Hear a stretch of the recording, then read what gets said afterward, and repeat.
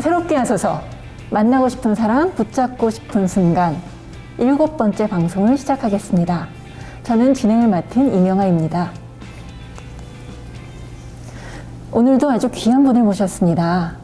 오늘 모신 권사님은 어떤 어려운 일이 닥쳐도 괜찮아요, 괜찮습니다, 자신감 있게 일들을 감당해내시는 긍정에너지 100%의 권사님이십니다. 누구신지 궁금하시죠? 직접 만나 뵙고 이야기 나눠보도록 하겠습니다. 권사님 안녕하세요. 안녕하세요. 제가 권사님을 괜찮아요 권사님이라고 소개해드렸는데요. 본인 소개 직접 부탁드리겠습니다. 네, 저는 이신희 권사입니다. 두 아들의 엄마이고요. 두 아들은 결혼해서 나가 있고요. 남편은 2년 전에 하늘나라로 떠났고 지금은 저희 친정 엄마를 모시고 둘이 살고 있습니다. 자막으로 돌아가신 집사님 모습도 뵐 수 있고요. 아드님 지금 의학 박사 학위 수여식 장면인 거죠? 네네. 네, 그리고 둘째 아드님 결혼식도 보이네요. 아유, 되게 행복한 가정이신데요. 네, 감사합니다. 권사님이 가족 전도로 굉장히 유명하시더라고요. 네, 가족 전도 이야기 들려주시기 전에 권사님 신앙생활 어떻게 시작하셨는지도 말씀 부탁드릴게요. 저는 초등학교 5학년 때 친척 이모님이 저를 교회로 데려갔어요. 근데 그냥 교회 가는 게 마냥 좋았어요. 그래서 교회 가는 거 아빠가 많이 반대로, 왜냐하면 수요일 날 나가고 주일 날 나가니까 너무 많이 나가는 것 같으니까 반대를 하셨는데, 제가 지금 생각하면 참 당돌한 얘기인데, 제가 그때는 인류여중이라는 게 있었어요. 네. 그 인류여중에 합격을 하면 교회 나가는 거 허락하시겠냐고 그랬더니 아빠가 거기 들어가기만 하면 교회 나가는 거 내 얘기 안 하마. 네. 그랬어요. 그래서 거기 포항여중에 제가 2등으로 합격을 했어요. 와, 대단하시네요. 그러고부터 예. 한 번도 교회 나가는 것에 대해서 얘기 안 하시는 약속을 지켜주셨어요. 아, 네. 그러면은 포항여중 졸업하고 포항여고 가셔서도 네, 교회 생활 잘 하셨어요? 포항여고 가서 고등학교 1학년 때 제가 세례를 받았어요. 네. 근데 고등학교 3학년 때 학교 앞에 자취를 했어요. 동생을 데리고. 근데 그 자취집 주인 할머니가 권사님이셨어요. 근데 새벽 네. 기도를 다니시는데 그 할머니가 굉장히 뚱뚱하셔서 찬송 가방을 들고 가시면 쩔끄덕쩔끄덕 하면서 땅에 끌리니까 제가 저 가방을 좀 들어드려야 되겠다 하고 따라다니기 시작해서 새벽 기도를 따라다녔어요. 그럼 고등학교 3학년 내내 새벽 기도를 하셨어요? 네, 내내는 아니고 네. 하여튼 새벽 기도를 꽤 할머니 따라서 이렇게 다녔던 것 같아요. 아, 네. 늘 믿음의 뿌리가 없다는 말씀 많이 하셨는데 그렇게라도 믿음의 뿌리가 생기기 시작한 걸까요? 그러니까 지금 제가 생각해 보면 하나님께서 정말 저를 많이 사랑하셨구나, 그걸 생각하게 되거든요. 왜냐하면은 믿음의 뿌리가 없으니까 그때그때 그 많은 옆에 네. 사람들을 붙여주셨던 것 같아요. 아, 네. 그래서 제가 늘 얘기하는 게 뭐냐 하면은 하나님께서 다 사람마다 다 역사하고 계시는데 저는 가장 큰 은사가 깨닫는 은사라고 생각하는데, 다 역사하시고 응답하시고 다 하는데 저는 그때그때마다 깨닫게 해주시는 거예요. 그러니까 감사할 수 있고. 그러니까 지금 그렇죠. 돌이켜 보시니까 고3 때도 네. 이런 또 자취 생활을 통해서 믿는 그 권사님을 이렇게 네. 또 붙여주셨다, 이렇게 네, 깨닫게 네. 되시는 거네요. 네. 권사님, 그러면은 결혼은 어떻게 신앙심이 깊은 청년이랑 하시게 됐나요? 아니요. 저는 믿음의 가정에서 자라지 않았기 때문에 꼭 믿는 사람이랑 결혼해야 된다는 생각이 없었어요. 아, 네. 그 대신에 저는 교회 나가는 게 너무 좋으니까 그거를 조건으로 했어요. 본인은 교회를 다니든 아니든 상관없지만 내 교회 나가는 거에 대해서는 얘기 안 해야, 네. 또 더구나 시어머니를 모시고 살아야 되기 때문에 시어머니가 반대하면은 집안이 시끄럽고 하는, 난 그건 원치 않으니까 본인뿐만 아니라 어머니까지도 내 교회 나가는 거에 대해서 얘기를 안 하시면 결혼하겠다고, 그게 조건이었어요. 네. 그러니까 그쪽에서도 그러니까 본인 나가는 거는 말 안 할 테니까 자기들 보고도 교회 나가자고 하지 말라는 거예요. 그래서 오케이 하고 결혼했죠. 아, 네. 그럼 권사님 이렇게 이제 신앙생활 하시다가 본격적으로 신앙심이 좀 깊어지신, 하나님과 관계가 돈독해지신 계기는 언제였나요? 제가 교편 생활을 할 때도 그냥 주일날 예배 드리는 정도였는데 그래서 구역 예배라는 걸 제가 안 해봤거든요. 근데 결혼하고 나니까 구역에 속해지더라고요. 아, 네. 그래서 구역 예배를 갔는데 가가지고 성령 체험을 하게 됐어요. 그 이유는 우리 큰아이는 제가 진통을 하다가 도저히 안 돼서 병원을 옮겨서 수술을 하게 됐는데 둘째 아이는 자동적으로 제왕절개를 해야 된다고 그래서 둘째 아이를 가져서 이제 제왕절개를 하려고 병원을 이제 갔는데 제가 혈압이 너무 떨어져 가지고 이 상태로는 도저히 수술이 안 된다는 거예요. 그래서 그 상태로 이제 걱정하면서 병원 치료를 받고 구역 예배를 갔는데 그 구역 예배에서 성령 체험을 했어요. 저는 네. 그것이 성령 체험인지도 몰랐어요. 찬양을 하면서 아주 불덩어리가 제 몸속을 빠져나가는 경험이 있었어요. 그래갖고 이거 너무 그래서 제 몸이 너무 무겁고 그랬었는데 그 이후로 제 몸이 너무 가벼워져서 바로 병원에를 갔는데 혈압이 정상으로 돌아와서 그 다음날 입원하고 수술을 했어요. 그러니까 그 불덩어리가 이렇게 네, 흩어지면서 몸으로 이렇게 혈압이 해서 다 돌아온 건가요? 밑에까지 확 빠져나가는 걸 느꼈어요. 그러고 난 다음에 그전에는 나만 좋으니까 교회 나가면 됐는데 영혼이 보이더라고요. 그러니까 남편도 저 영혼을 어떡하지? 또 우리 가족들도 저 영혼을 어떡하지? 그래서 그때서부터 영혼 구원을 위해서 전도를 위해서 기도하기 시작했죠. 그러니까 성령 체험을 하신 다음에 기도가 네. 확 바뀌신 거네요. 네, 그러면 남편분은 어떻게 전도하셨어요, 권사님? 우리 김병철 주사는 은행 생활을 오래 하고 되게 고지식했어요. 그래서 그냥 말로 우리 교회 나가자. 하나님은 살아계시고 이걸 얘기할 들 사람이 아닌 거예요. 그래서 기도 제목이 늘 그거였어요. 하나님 저를 만나 주셨던 것처럼 저 사람을 직접 만나 주세요. 체험하게 해주세요. 그래서 본인 입으로 하나님 앞에 나오게 해주세요. 제가 그렇게 기도했어요. 그런데 어느 날 환상을 보더라고요. 김병철 집사님께서요? 네. 그 얘기를 환상을 봤다는 얘기를 나중에 했어요. 교회 등록하고 난 다음에 나한테 얘기해 줬어요. 그때 당시 자기가 은행에 다녔는데 은행 퇴근하고 나오는데 문을 탁 열고 나오는데 하늘에서 불이 반짝 가더래요. 그래서 쳐다봤더니 너무나 큰 십자가가 하늘을 전체 가릴 정도의 십자가가 네. 이렇게 하늘에 탁 이렇게 걸리더라는 거예요. 그래서 자기가 너무 놀라가지고 옆에 사람을 봐도 옆에 사람은 아무런 영향이 없더래요. 그래서 자기가 하늘에 대고 그랬대요. 하나님이 이거 나한테 보여주는 거면 한 번 더 보여줘 보라고 그렇게 얘기했다는 거예요. 근데 그 다음날 똑같은 경험을 하게 돼서 집에 와서 그 환상을 봤다는 얘기는 안 하고 저보고 그 얘기를 하더라고요. 당신 날 위해서 기도해. 그래서 제가 그럼 남편을 위해서 기도 안 하겠냐고. 내가 오늘부터 담배를 끊어야 되겠다.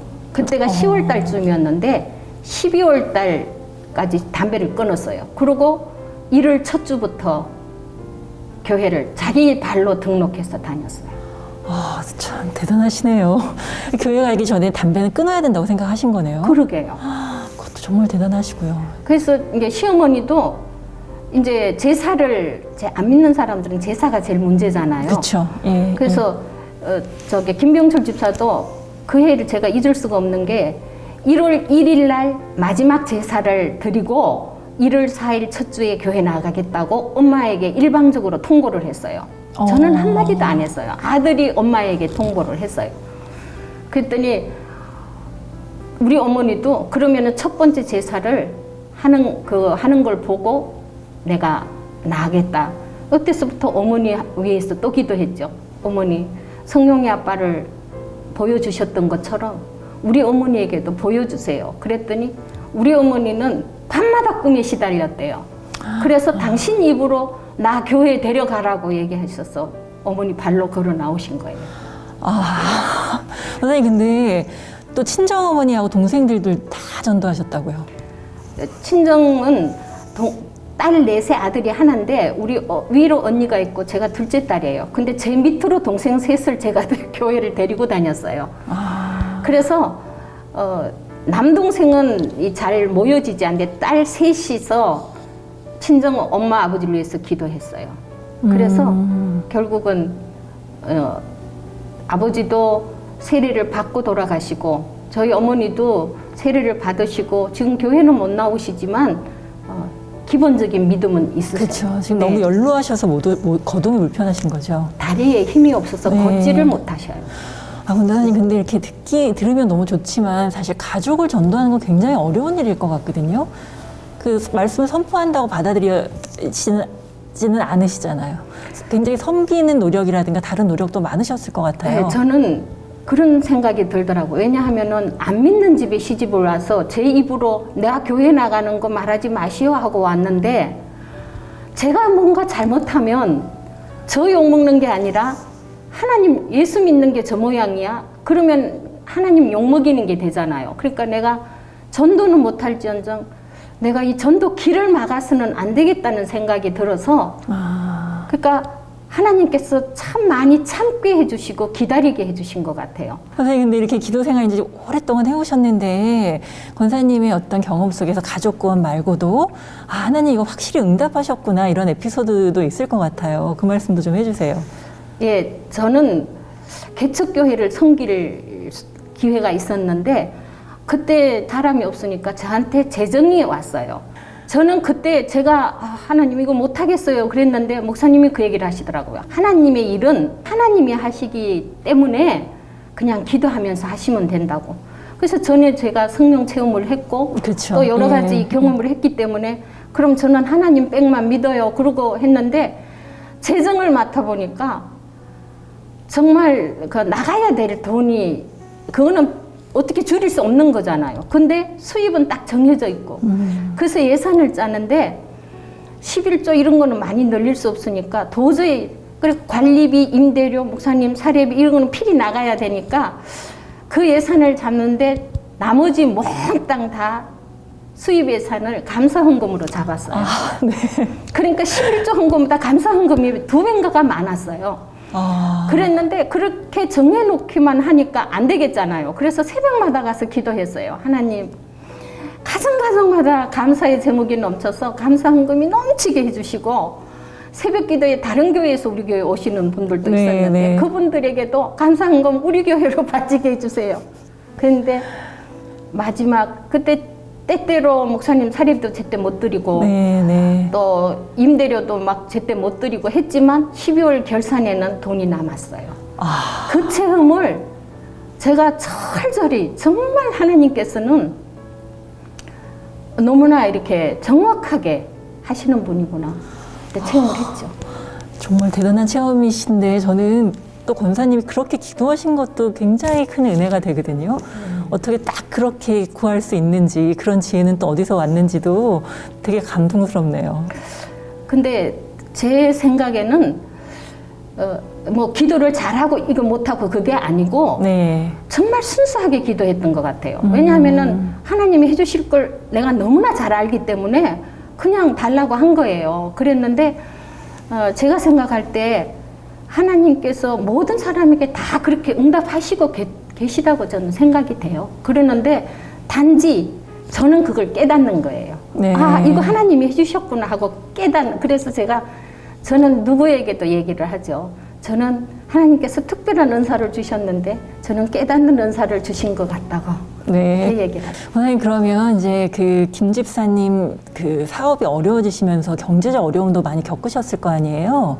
그때는 어떻게 기도하셨고 어떤 응답 받으셨는지도 궁금해요. 대부분 저를 이렇게 보시는 분들은 뭐 이렇게 경제적인 어려움이나 이런 고난이 없었을 거라고 생각을 많이 하시더라고요. 네, 저도 전혀 고생 안 하신 것 근데 같았어요. 정말 회사 부도 나고 그랬을 때 당장 생활비가 없고 통장에 잔고가 없을 때도 있었어요. 근데 그때 들었던 생각이 하나님 제게 더 뭘 주시려고 뭘 보여주시려고 이렇게 훈련하십니까? 그렇게 기도했을 때도 있었어요. 네. 근데 하나님께서 제게 달란트를 주셨다고 생각했어요. 요리를 제가 가정선생이었는데 요리하는 걸 참 좋아했어요. 네. 제가 하는 음식을 다른 사람이 맛있게 먹어주는 것이 너무 행복했어요. 그래서 제가 미용실도 했고 여러 가지 했지만 너무 자본금이 없으니까 제 몸으로 해서 때우는 일을 해야 되겠다. 그래서 지하에 식당을 그렇게 인수를 하게 돼서 그 식당을 하는데 거기에 하면서 제일 먼저 느꼈던 게 뭐냐 하면 저는 건강 주시고 이렇게 할 수 있는 힘 주셔서 감사합니다. 그게 아침마다 기도 제목이었어요. 근데 제가 경제적으로 너무 어려우니까 제가 하나님께 이제 물질의 어려움에서 좀 벗어나게 해달라고 제가 기도를 했어요. 기도를 했는데 그때도 새벽 기도를 가는데 주차장이 너무 힘들어서 주차가를 뺄 수가 없는 거예요. 그래서 상가에 있는 개척교회에 잠깐 예배를 기도라도 드리고 가야 되겠다고 해서 거기를 들렸는데 그때 부흥회를 하더라고요. 그 개척교회에서. 근데 그날 제목이 물질의 축복이었어요. 아, 네. 근데 그 제가 늘 기도했던 그 제목을 놓고 그 목사님이 설교를 하시더라고요. 그러는데 물질의 축복은 3가지가 있대요. 쏟아부어주는 축복, 막아주는 축복, 채워주는 축복, 이 3가지가 있는데 네. 돈 액수로 계산하면 어떤 것이 가장 큰 것일 것 같으냐고. 근데 대부분의 사람들은 쏟아부어주는 축복을 원하는데 실은 막아주는 축복이 가장 크대요. 네. 그래서 저는 물질의 어려움이 그 물질에 대한 기도가 그걸로 해답이 됐어요. 그 다음부터 어떤 어려움이 오면 하나님 뭘 더 막아주시려고. 그러니까 일단 이것도 지금 힘들지만 이거보다 더 큰 것을 막아주셨기 때문에 감사합니다. 그렇게 할 수가 있었어요. 진짜 권사님 평생 괜찮아요 권사님으로 훈련을 많이 받으셨는데 그렇게 생각을 잘 못하는데 진짜 그렇게 생각하면 감사할 조건뿐이 없네요. 사실 살아가는 것 자체가. 권사님 그러면은 아까 말씀하신 그 기도의 응답을 잘 받지 못한다고 느끼는 분들한테 이제 해주시고 싶은 이야기도 이런 것하고 연관돼 있을 것 같아요. 제가 생각할 때는 하나님은 저를 만난 하나님 또 다른 분들을 만난 하나님이 다른 분이 아니시거든요. 그렇죠. 예. 네, 그런데 저는 그걸 그때 이건 하나님이 하신 일이라고 깨닫는 은사가 있는데 근데 다른 분들에게도 똑같이 역사를 하시는데 너무 내 눈앞의 것이 크게 느껴지면 네. 하나님이 조금 기다리라는 그 메시지를 못 깨달을 수도 있고 또 더 큰 것을 주시기 위한 어떤 약속을 못 알을 수도 있죠. 저는 그렇게 생각해요. 그래서 깨닫는 은사가 크다. 그러니까 하나님께서 깨닫는 은사 주신 것이 저는 너무 감사하다 그렇게 생각하고 있어요. 선생님 그러면 지금 권사님 오랫동안 기도 생활을 하시고 신앙생활 열심히 해오셨는데 50년 전에 한 40년 전에 나와 지금의 나를 비교해 보시면 어떤 변화를 느끼세요? 그때는 물론 이제 하나님께서 함께 나 같은 사람도 이렇게 하나님의 자녀로 택해 주셨다는 거에 대한 그게 기적이라고 생각하면서 늘 감사했거든요. 그래서 제가 제일 좋아하는 찬송이 301장 찬송이에요. 지금까지 지내온 것 주의 크신 은혜라. 그런데 우리 김병철 집사가 하늘나라로 간 다음에 좋아하는 찬송이 바뀌었습니다. 그 은혜가 내게 족하네. 그 은혜가 내게 족하네. 남들이 볼 때 내 형편과 모든 사정이 어떨지는 모르지만 세상 기준이 아니라 지금 내게 주어진 것이 내게 너무 큰 은혜라는 것이 깨달아져서 제 찬송이 바뀌었습니다. 오늘 한 소절 좀 불러주시겠어요? 그네가 내게 족하네 그네가 족하네 괴로운 세상 나 지날 때 그네가 족하네. 네, 권사님 감사합니다. 권사님 그 말씀 쭉 들으면서 권사님은 하루를 어떤 기도로 여실까 되게 궁금해졌거든요. 네, 저는 아침에 일어나면 하나님 오늘 하루를 주셔서 감사합니다. 그 다음에 밤에 잘 때는 하나님 오늘 밤 내 영혼을 부르셔도 부끄럽지 않게 살게 해주세요. 그 기도가 요즘 하는 가장 귀한 기도예요. 네, 권사님 감사합니다. 권사님 이 방송을 통해서 세관교인들한테 하시고 싶은 이야기 있으면 좀 전해주세요. 제가 뭐 감히 그렇게 할 수는 없지만 근데 제가 만난 하나님을 여러분도 다 만나셨으면 좋겠고, 그래서 제가 원래 권사회 기도, 제가 권사회를 놓고 기도할 때 이런 기도를 하거든요. 먼저 웃자, 먼저 사랑하자, 먼저 감사하자. 근데 제가 감사를 해보니까요, 제가 작은 것에도 감사하니까 제 마음이 행복하더라고요. 그래서 우리 아이들한테도 늘 그렇게 얘기하거든요. 감사하는 사람이 행복한 사람이야. 이왕이면 행복하게 살자. 늘 그렇게 얘기하거든요. 여러분도 그렇게 했으면 좋겠어요. 네. 먼저가 중요해요. 아, 먼저가요? 네, 먼저가 중요해요. 네. 권사님 오늘 이렇게 귀한 시간, 귀한 말씀 나눠주셔서 정말 감사드립니다. 고맙습니다. 감사합니다. 네, 오늘은 이신휘 권사님을 모시고 권사님의 가족 전도기와 또 기도생활 이야기를 들어보았습니다. 여러분들 어떤 생각을 하셨는지요? 저는 하루 아침을 열면서 오늘 하루를 정말 감사함으로 받고 또 하나님 앞에서 부끄럽지 않도록 제 영혼을 붙잡아 달라고 기도하시는 권사님을 뵙고 정말 닮고 싶은 그런 마음이 생겼습니다. 네, 먼저 감사하고 먼저 기뻐하면서 하루하루 힘차게 나아가길 기도드립니다.